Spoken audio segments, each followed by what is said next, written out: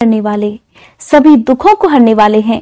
सच्चे मन से भगवान श्री सत्यनारायण का व्रत करने, पूजा करने और कथा सुनने से निश्चित ही लाभ मिलता है। अगर आप भगवान सत्यनारायण का व्रत और पूजा करना चाहते हैं तो इसे आप कभी भी कर सकते हैं, लेकिन अगर आप इसे पूर्णिमा के दिन, संक्रांति के या फिर गुरुवार के दिन करते हैं तो बहुत सर्वोत्तम माना जाता है। व्रत के दिन आप स्नान करके पवित्र हो जाएं। अपने मंदिर में आसन पर बैठकर भगवान गणेश, माँ गौरी, वरुण देवता, विष्णु भगवान आदि समस्त इष्ट देवी देवताओं का ध्यान करके उनकी पूजा करें और यह संकल्प करें कि मैं सदा श्री सत्यनारायण भगवान की पूजा और कथा सुना करूंगी या सुना करूंगा। इसके साथ ही हाथ में फूल लेकर भगवान सत्यनारायण का ध्यान कीजिए। फूल, धूप, दीप, नैवेद्य, यज्ञोपवीत अर्पित कर भगवान सत्यनारायण से प्रार्थना कीजिए कि हे भगवान, मैंने जल, पुष्प आदि समस्त सामग्री पूरी श्रद्धा और विश्वास के साथ आपके चरणों में अर्पित कर दी है। अब आप इसे कृपा कर स्वीकार कीजिए। आपको मेरा बारंबार प्रणाम है। इसके बाद आप भगवान सत्यनारायण की इस कथा को पढ़ सकते हैं या सुन सकते हैं। पवित्र तीर्थ स्थल नैमिषारण्य में एक बार एकत्रित हुए आर्यावर्त के 88,000 महर्षियों ने मुनि श्रेष्ठ श्री सूत जी से कहा, हे मुनिवर, कलयुग में मनुष्य वेद, विधान और धर्म विरुद्ध आचरण करते हुए पापों की गठरी के बोझ तले दबता जा रहा है। इसलिए हे मुनिवर, मनुष्य के कल्याण के लिए कृपा कर कोई ऐसा उपाय बताइए जिससे मनुष्य को पुण्य लाभ हो और उसके जीवन की मंगल कामनाएं पूरी हो सकें। तब श्री सूत जी महाराज कहने लगे, हे ऋषियों, आपने विश्व कल्याण के लिए बहुत ही अच्छा प्रश्न किया है। अब मैं उस मंगलकारी व्रत का वर्णन करूंगा जिसके संबंध में एक बार नारद जी ने भी भगवान लक्ष्मी नारायण से पूछा था और उन्होंने नारद जी से जो कथा कही थी उसे अब आप सब भी चिंता मुक्त होकर सुनिए। नारद जी मानव के कल्याण की इच्छा से विभिन्न लोकों का भ्रमण करते हुए पृथ्वीलोक में जा पहुंचे।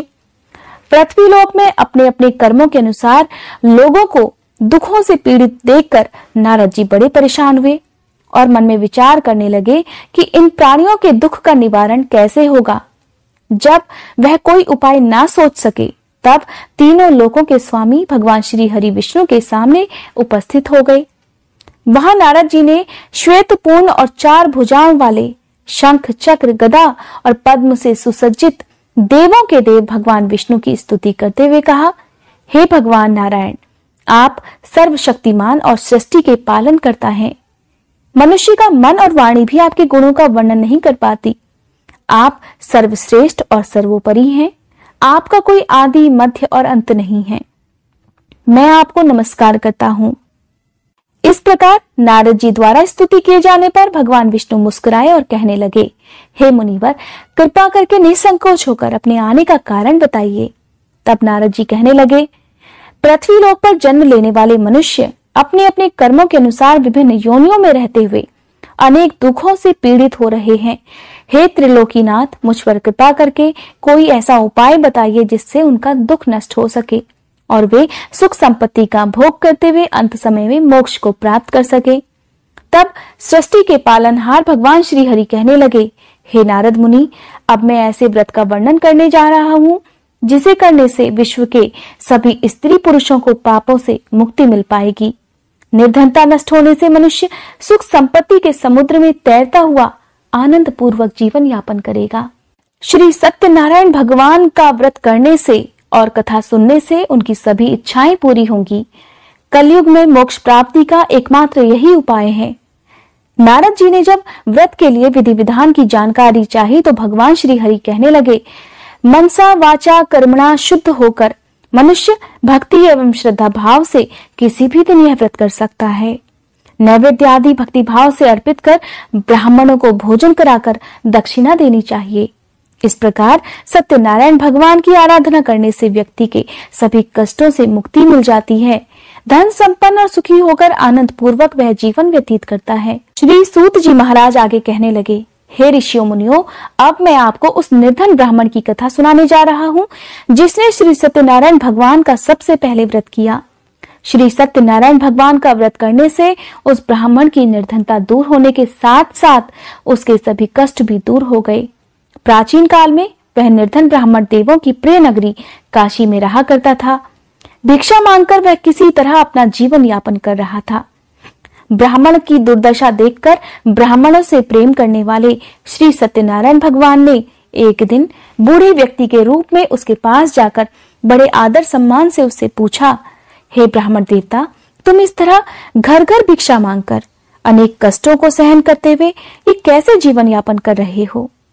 दरिद्र ब्राह्मण कहने लगा, हे मित्र, मुझे आय का कोई भी साधन प्राप्त नहीं है, इसी वजह से मैं भिक्षा मांगकर जीवन यापन करता हूँ। अगर आप मेरी निर्धनता दूर करने का कोई उपाय जानते हो तो मुझे अवश्य बताइए। निर्धन ब्राह्मण की बात सुनकर बूढ़े व्यक्ति ने कहा, हे मित्र, श्री सत्यनारायण भगवान की पूजा आराधना करने से तुम्हारी सभी मनोकामनाएं पूरी हो जाएंगी और तुम्हारे घर में धन संपत्ति की वर्षा होने लगेगी।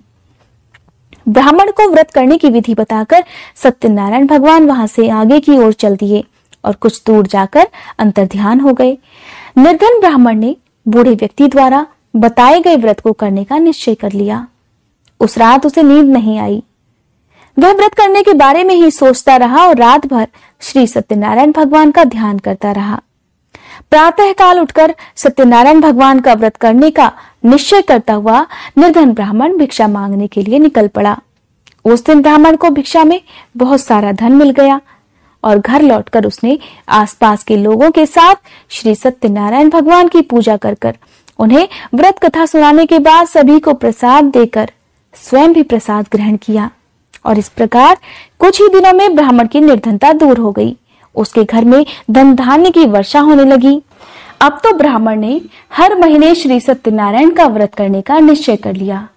हे श्रेष्ठ मुनियों, अब मैं आपको उन लोगों की भी कथा सुनाता हूँ जिन्होंने उस ब्राह्मण से श्री सत्यनारायण भगवान की व्रत कथा सुनकर यह व्रत किया और उनके सभी कष्ट दूर हुए। धन संपत्ति से संपन्न उस ब्राह्मण ने हर माह नियमित रूप से व्रत करते हुए जब अगले महीने श्री सत्यनारायण भगवान का व्रत किया तो उस व्रत में बहुत से बंधु बांधव और मित्र सम्मिलित हुए। उसी समय जंगल से लकड़ियां काटकर लाने वाला एक बूढ़ा लकड़हारा वहां से गुजरा। उसे बड़ी तेज प्यास लग रही थी, इसलिए जल पीने की इच्छा से बूढ़े लकड़हारे ने लकड़ियों के गट्ठर को जमीन पर रखा और घर के आंगन में पहुंचकर उस ब्राह्मण से पूछा, हे ब्राह्मण देवता, आप इस समय किसका पूजन कर रहे हैं? इस व्रत को करने से क्या लाभ होता है? कृपा करके मुझे सब बातें बताइए। बूढ़े लकड़हारे की बात सुनकर उस ब्राह्मण ने उसे सब बातें बता दी। लकड़हारा बड़ा प्रसन्न हुआ और उसने भी मन ही मन भगवान सत्यनारायण का व्रत करने का निश्चय कर लिया। चलते हुए लकड़हारे ने सोचा कि आज लकड़ियां बेचने से जो धन मिलेगा उस धन से मैं श्री सत्यनारायण भगवान की पूजा करूंगा। ऐसा विचार करने से उस दिन लकड़हारे को लकड़ियों के अधिक रुपए मिले। तब लकड़हारे ने उन रुपयों से केले, घी, दूध, दही, गेहूं का आटा और शक्कर खरीदा। घर लौटकर लकड़हारे ने देवों की प्रिय काशी नगरी में श्री सत्यनारायण भगवान की पूजा की। उस पूजा में उसके परिवार के और आसपास के लोग भी सम्मिलित हुए। श्री सत्यनारायण भगवान की पूजा और व्रत कथा सुनने के बाद लकड़हारे ने प्रसाद बांटकर स्वयं भी प्रसाद ग्रहण किया। सत्यनारायण भगवान की कृपा से लकड़हारे के घर में धन धान्य की वर्षा होने लगी। उसकी निर्धनता दूर हो गई और सभी सुखों को भोग कर वह लकड़हारा अंत में वैकुंठ धाम को चला गया। श्री सूत जी बोले, हे ऋषियों मुनियों, अब मैं आपको आगे की कथा सुनाता हूँ। प्राचीन समय में कनकपुर में उल्कामुख नाम का एक बुद्धिमान और सत्यवादी राजा राज्य करता था। वह रोज मंदिर में जाकर श्री सत्यनारायण भगवान की पूजा करता था और निर्धनों को खूब अन्न, वस्त्र और धन का दान दिया करता था। उसकी पत्नी सुभद्रा बहुत ही सुशील थी। वे दोनों पति पत्नी हर महीने श्री सत्यनारायण भगवान का व्रत किया करते थे। श्री सत्यनारायण भगवान की कृपा से उनके महल में धन संपत्ति के भंडारे भरे रहते थे। उनकी सारी प्रजा बहुत आनंद से जीवन यापन कर रही थी। एक बार राजा और रानी बहुत से लोगों के साथ जब भद्रशिला नदी के किनारे श्री सत्यनारायण भगवान की पूजा कर रहे थे, तब नदी के किनारे एक बड़ी सी नौका आकर ठहरी। उस नौका में एक धनी व्यापारी यात्रा कर रहा था। वह बहुत सा धन कमाकर अपने नगर लौट रहा था। उसका सारा धन उस नाव में ही रखा हुआ था। नाव से उतरकर व्यापारी राजा के पास पहुंचा। राजा को पूजा करता देखकर उसने पूछा, हे राजन, आप इन सब लोगों के साथ मिलकर किसकी पूजा कर रहे हैं? इस पूजा को करने से क्या लाभ होता है। तब राजा ने उसे भगवान सत्यनारायण की महिमा और उसके व्रत का लाभ बताया। व्यापारी द्वारा इस व्रत को करने की विधि पूछे जाने पर उसे व्रत और पूजा करने की विधि भी बताई। राजा ने व्रत कथा सुनने के बाद व्यापारी को प्रसाद भी दिया। श्री सत्यनारायण भगवान का ध्यान करते हुए व्यापारी ने प्रसाद ग्रहण किया और वापस लौटकर अपनी पत्नी लीलावती से कहा, हमारी कोई संतान नहीं है। कनकपुर के राजा उल्कामुख ने मुझे बताया है कि श्री सत्यनारायण भगवान का व्रत करने और उनकी कथा सुनने से सभी मनोकामनाएं पूरी हो जाती हैं। अगर सत्यनारायण भगवान की कृपा से हमारी कोई संतान हुई तो मैं श्री सत्यनारायण भगवान का व्रत अवश्य रखूंगा। व्यापारी के ऐसा निश्चय करने के कुछ समय बाद ही उसकी पत्नी लीलावती गर्भवती हो गई। 9वें महीने में उसने एक सुंदर कन्या को जन्म दिया। व्यापारी ने पुत्री के जन्म पर बहुत खुशियां मनाई, लेकिन सत्यनारायण भगवान का व्रत नहीं किया।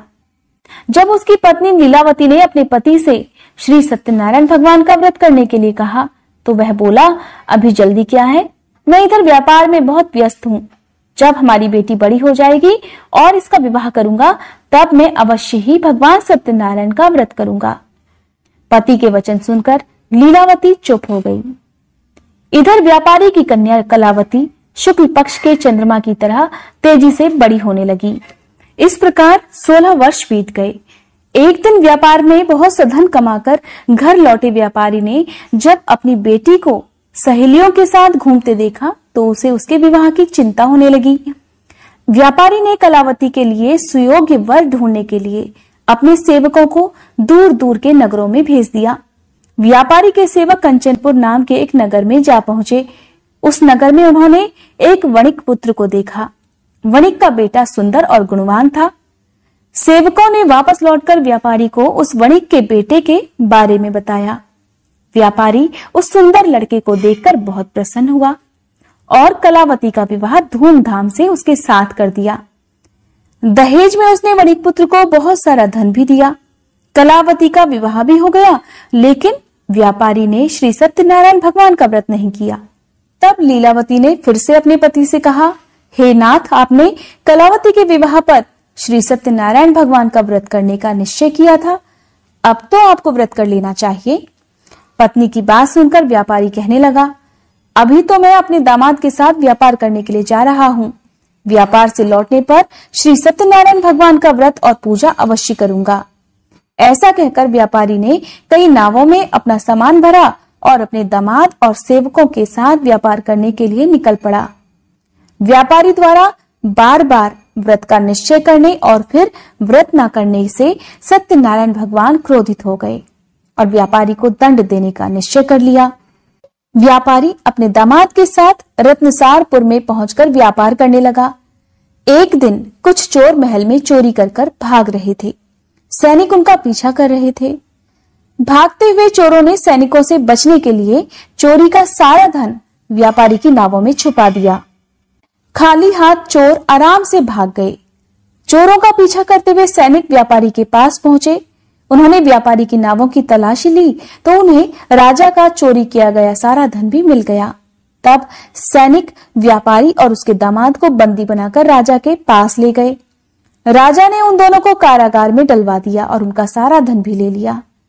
श्री सत्यनारायण भगवान के प्रकोप से उधर लीलावती पर भी मुसीबतों का पहाड़ टूट पड़ा।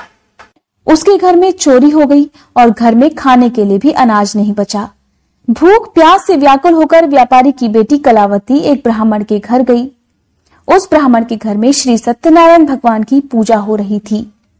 तब उसने भी वहां बैठकर कथा सुनी और प्रसाद लिया। घर लौटकर कलावती ने सारी बात अपनी मां लीलावती को बताई। तब लीलावती ने सत्यनारायण भगवान का व्रत करने का निश्चय कर लिया। अगले ही दिन लीलावती ने अपने परिवार और आसपास के लोगों के साथ मिलकर श्री सत्यनारायण भगवान की पूजा की। पूजा करने के बाद सबको प्रसाद बांटकर स्वयं भी प्रसाद ग्रहण किया। लीलावती ने अपने पति और दामाद के घर लौटाने की मनोकामना से श्री सत्यनारायण भगवान का व्रत किया था। लीलावती के विधि पूर्वक व्रत करने और प्रसाद ग्रहण करने से श्री सत्यनारायण भगवान ने प्रसन्न होकर उनकी मनोकामना पूरी कर दी। उन्होंने राजा चंद्रकेतु को सपने में दर्शन देकर कहा, हे राजन, व्यापारी और उसका दामाद बिल्कुल निर्दोष हैं। सुबह उठते ही उन दोनों को आजाद कर दो। उन दोनों का सारा धन भी वापस लौटा देना। अगर तुमने ऐसा नहीं किया तो मैं तुम्हारा सारा वैभव नष्ट कर दूंगा। ऐसा कहकर श्री सत्यनारायण भगवान अंतर्ध्यान हो गए। प्रातःकाल उठते ही राजा चंद्रकेतु ने अपने मंत्रियों और राज्य ज्योतिषियों को रात के सपने की बात बताई और सबने व्यापारी और उसके दामाद को छोड़ देने के लिए कहा। तब राजा चंद्रकेतु ने तुरंत उस व्यापारी और उसके दामाद को छोड़ दिया और उनका सारा धन भी वापस कर दिया। इस प्रकार श्री सत्यनारायण भगवान की कृपा से व्यापारी और उसका दामाद दोनों खुशी खुशी अपने नगर की ओर चल दिए। तब श्री सूत जी महाराज आगे कहने लगे, उस व्यापारी ने अपने दामाद के साथ शुभ मुहूर्त में नावों द्वारा रत्नसारपुर से प्रस्थान किया। लंबी यात्रा करने के बाद व्यापारी ने एक नगर के किनारे नावों को रोककर भोजन किया और फिर दोनों विश्राम करने लगे। तभी श्री सत्यनारायण भगवान व्यापारी की परीक्षा लेने के इरादे से साधु के रूप में उसके पास पहुंचे और पूछा, हे वणिक, तेरी नावों में क्या सामान रखा हुआ है? व्यापारी ने मन ही मन सोचा कि यह साधु अवश्य ही कुछ मांगने की इच्छा से सामान के बारे में पूछ रहा है। यह सोचकर व्यापारी ने झूठ बोल दिया, हे साधु महाराज, मेरी नावों में तो बेल और पत्ते भरे हुए हैं। व्यापारी के झूठे वचन सुनकर सत्यनारायण भगवान ने क्रोधित होते हुए कहा, हे वैश्य, जो तुमने कहा है वही सत्य होगा। इतना कहकर साधु रूपधारी सत्यनारायण भगवान कुछ दूर जाकर अंतर्ध्यान हो गए। व्यापारी साधु को खाली हाथ लौटाकर बड़ा प्रसन्न हुआ। लेकिन जब व्यापारी ने अपनी नावों में धन की जगह बेल और पत्ते भरे हुए देखे तो वह जोर जोर से रोने लगा। मन ही मन अपने झूठ बोलने पर पश्चाताप भी करने लगा। रोते रोते व्यापारी बेहोश हो गया। कुछ देर बाद जब उसे होश आया तो वह फिर विलाप करने लगा। तब उसके दामाद ने कहा, यह सब साधु के श्राप के कारण हुआ है, इसलिए वही साधु इस विपत्ति से छुटकारा दिला सकते हैं। दामाद की बात सुनकर व्यापारी साधु की तलाश में चल पड़ा। कुछ देर ढूंढने पर सत्यनारायण भगवान मिल गए। व्यापारी ने साधु रूपधारी सत्यनारायण भगवान के चरणों में गिरकर झूठ बोलने के लिए क्षमा मांगी। तब सत्यनारायण भगवान बोले, हे वणिक पुत्र, तूने बार बार सत्यनारायण भगवान अर्थात मेरी पूजा करने के लिए कहा, किंतु कभी पूजा नहीं की। तब व्यापारी ने हाथ जोड़कर कहा, हे भगवान, आप तो दीन दुखियों के कष्ट दूर करने वाले हैं, सभी की मनोकामनाएं पूरी करते हैं। मेरी इस गलती को क्षमा कर दीजिए। मैं सदा आपका व्रत और पूजा किया करूंगा, आप मुझ पर कृपा कीजिए। व्यापारी की क्षमा याचना सुनकर साधु महाराज ने उसे क्षमा कर दिया। उसी समय व्यापारी की नावों में भरे हुए बेल पत्ते धन धान्य में परिवर्तित हो गए। व्यापारी ने अपने सेवकों के साथ अगले दिन श्री सत्यनारायण का व्रत करके उनकी पूजा की। सबको प्रसाद बांटकर स्वयं भी प्रसाद ग्रहण किया। उसके बाद व्यापारी ने अपने नगर की ओर प्रस्थान किया। अपने नगर में पहुंचकर व्यापारी ने एक सेवक को अपने घर भेजा। सेवक ने उसके घर पहुंचकर उसकी पत्नी लीलावती को उनके आने की सूचना दी। उस समय लीलावती और कलावती दोनों श्री सत्यनारायण भगवान की पूजा कर रही थी। पति और दामाद के लौट आने का समाचार सुनकर लीलावती ने पूजा करके प्रसाद ग्रहण किया और कलावती से कहा कि बेटा, मैं नदी के किनारे जा रही हूँ, तू घर का काम पूरा करके आ जाना। यह कहकर लीलावती नदी की ओर चल पड़ी। परंतु कलावती पति से मिलने की खुशी में प्रसाद ग्रहण किए बिना ही घर से निकलकर नदी किनारे जा पहुंची। उसके प्रसाद ग्रहण न करने के कारण सत्यनारायण भगवान क्रोधित हो उठे। उन्होंने व्यापारी की नावों को नदी में डुबा दिया। अपने पति को वहां पर ना देखकर कलावती जोर जोर से रोने लगी। तब व्यापारी ने कहा कि हे पुत्री, अवश्य ही तुझसे कोई भूल हुई है। उसी भूल के कारण श्री सत्यनारायण भगवान ने तुझे यह दंड दिया है। तब व्यापारी ने सत्यनारायण भगवान से प्रार्थना की, हे भगवान, मेरे परिवार के किसी स्त्री पुरुष से अगर कोई भूल हुई हो तो उसे अवश्य क्षमा कर देना। तभी आकाशवाणी हुई, हे वणिक पुत्र, तेरी कन्या मेरा प्रसाद ग्रहण किए बिना ही चली आई। अगर अब घर पहुंचकर तेरी कन्या प्रसाद ग्रहण करके वापस आ जाए तो उसे पति के दर्शन हो पाएंगे और डूबी हुई नावें भी ऊपर आ जाएंगी। तब कलावती ने ठीक वैसा ही किया। उसके प्रसाद ग्रहण करने और वापस लौटने पर नावें जल के ऊपर आ गईं और दामाद भी सुरक्षित नदी से बाहर निकल आया। घर लौटकर व्यापारी ने अपने परिवार और बंधु बांधवों के साथ मिलकर विधि विधान से श्री सत्यनारायण भगवान की पूजा की। उनकी सभी मनोकामनाएं पूरी हुई और वह आनंद पूर्वक जीवन यापन करते हुए अंत में विष्णु लोक को चले गए। श्री सूत जी कहने लगे, हे ऋषियों मुनियों, मैं और भी एक कथा सुनाता हूँ। कौशलपुर में एक राजा था तुंगध्वज। उसकी प्रजा उसकी छत्र छाया में बड़े आनंद से रहती थी। राजा तुंगध्वज अपनी प्रजा के सुख दुख का बहुत ही ध्यान रखता था, लेकिन एक बार उसने भी सत्यनारायण भगवान का प्रसाद ग्रहण नहीं किया। तब सभी को चिंताओं से मुक्त करके धन संपत्ति से भंडार भरकर प्राणियों को जीवन के सभी सुख देने वाले श्री सत्यनारायण भगवान ने राजा को प्रसाद ग्रहण न करने का एक दंड दिया। एक दिन राजा तुंगध्वज जंगल में हिंसक पशुओं का शिकार करने निकला हुआ था। तेजी से घोड़ा दौड़ाकर शिकार का पीछा करते हुए वह अपने सैनिकों से अलग हो गया और देर तक हिंसक जानवरों का शिकार करता रहा।